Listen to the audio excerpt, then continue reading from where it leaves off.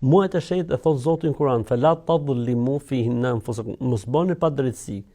Pra, nëse njeriu, domethënë, e shkel ndonjëherë, le të themi, në këto muaj do të jetë shumë më i kujdesshëm sepse ke hyrë në diçka që Zoti ka dhënë rëndësi të veçantë. Pra, është njësoj sikur të gabosh në një njeriu, le të themi, diku dhe të gabosh në shtëpinë e tij. Është shumë më ndryshe. Domethënë, pra Zoti është ai i cili ka përzgjedhur disa kohë në krahasim me kohët e tjera, ka përzgjedhur disa vende në krahasim me vendet e tjera, ka përzgjedhur disa njerëz në krahasim me njerëz të tjerë dhe ka përzgjedhur disa nga engjëjt në krahasim me engjëjt e tjerë.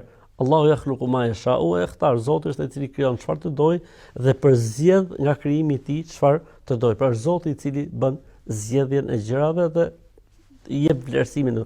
Pra, si më thonë, një mëkat në Ramazan nuk është si mëkati jashtë Ramazanit, është një muaj i veçantë dhe i zgjedhur i Zotit. Një mëkat në muajt e shenjtë nuk është si një mëkat i bërë në muajt e tjerë, sepse kjo është diçka e veçantë e Zotit, diçka e zgjedhur e Zotit. Ose le ta themi ndryshe, të mëkatosh përballë një profeti nuk është si të mëkatosh përballë një njeriu të zakonshëm. Ti bësh padrejti një profeti nuk është si të bësh padrejti një njeriu të zakonshëm. Edhe muajt e shenjtë, janë si puna e profetëve, janë si puna e engjëjve të zgjedhur të Zotit. Kështu që njeriu do të jetë shumë i kujdesshëm këto muaj. Çfarë duhet bëjë njeriu këto muaj? Korrektësia e tij ndaj obligimeve, mundohet të bëjë sa më shumë adhurime nafile o kështu vullnetare, të mundohet të jetë larg gjunaheve të mëdha, të shpeshtoj pendimin, të bëjë sa më shumë vepra të mira sepse është më e vlerësuar.